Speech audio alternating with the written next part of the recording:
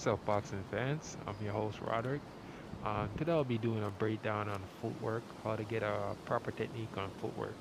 So here in this video, my goal is to break down some of the stuff that you should do in the ring, especially if you're a counter puncher.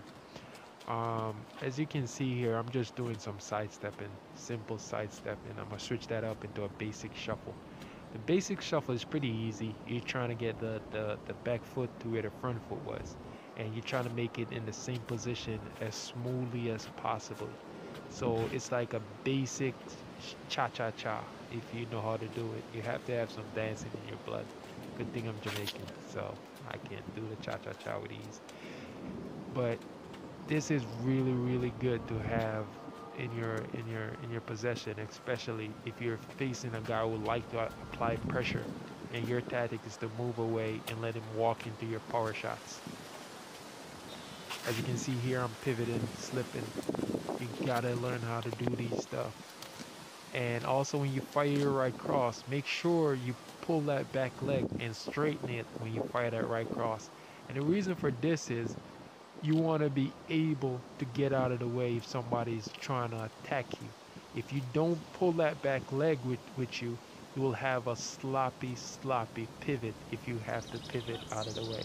So here's the right cross, and I'm going to drop and pivot. You see how neat that looks?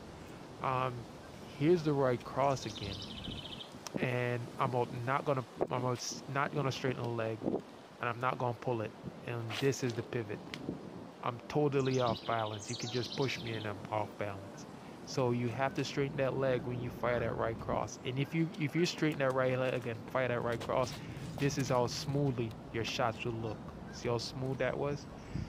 That's what you get if you straighten the back right cross, your back leg when you fire that right cross, and you're trying to pivot. You're gonna get a smooth pivot, and you're gonna be able to apply more pressure on your target.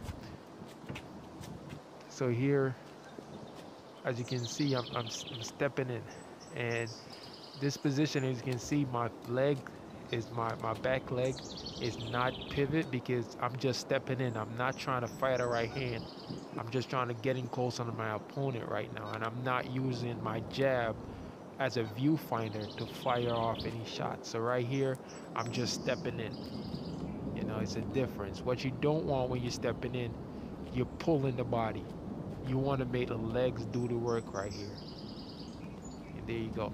You smooth it looks like I'm even like gliding. See? And basically what I'm doing, I'm putting the anywhere my front foot is or my lead foot, I'm putting the back foot where the lead foot was. Or if I'm going back, I'm putting the lead foot where the back foot was. Here is some pivot. Here's a pointer when you're pivoting. When you pivot, wherever the target is, your lead foot has to be pointing at him. If your lead foot is not pointing at the target, believe it or not, the target or the opponent has the upper hand on you, because you have to make one more move to straighten up yourself if you're in danger.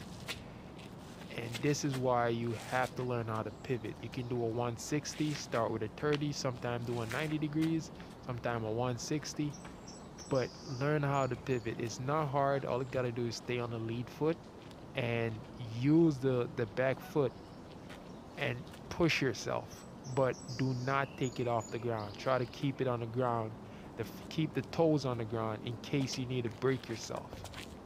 So here I'm just firing off some shots, pivoting around, hunting down my opponent. So I'll show you guys what you can accomplish, what you'll be able to do if you follow these drills. So I'm gonna do another breakdown. So I'm gonna start off with a pivot right here. So right here my face is straight in front of the bag. I'm just gonna pivot, and then my face is gonna be on the side of the bag, as you can see. And I'm gonna pivot again. My face on a completely different angle. Be surprised at what you can do in the ring after you master your pivot and your shuffle. So here I'm gonna pivot again. There you go, my face on a different side. So here I'm gonna shuffle. Just just getting reset myself, getting ready for the next attack. You'd be surprised sometimes you can shuffle and the opponent think you're off guard, and as soon as he comes in, because your feet is reset, and you know you're in a different position, you can land that power shot and pretty much, you know, get him out of there real quick just by baiting him in. Let him think that, you know, you're off balance, when in actuality you just shuffle and regain your position. So again, I'm just, you know, stepping out, firing my 1-2. Just these are good techniques to have if you're a counter puncher like myself. You know, you can bait that person in and then fire off that 1-2, and that's pretty much what I'm doing with the bag. I'm trying to let the bag come in and then time it as it's going out, not letting it hit me, and stepping in. While I'm stepping in, I'm being mindful that it's coming back, so I step away from it when it comes back and then fire off my shot, as you can see here. I'm just, you know, using my jab as a rangefinder and then going with that cross to the body, that hook to the body, I should say. And notice when I'm stepping in, you see how still my body is, and my feet is doing all the work when I'm stepping in. You really want to accomplish stuff like this. It'll take your boxing to the next level. I hope this video was able to help you out in some way, shape, or form. Until next time, I'm your host, Roderick. Feel free to shoot me a message. Until next time, guys. Peace.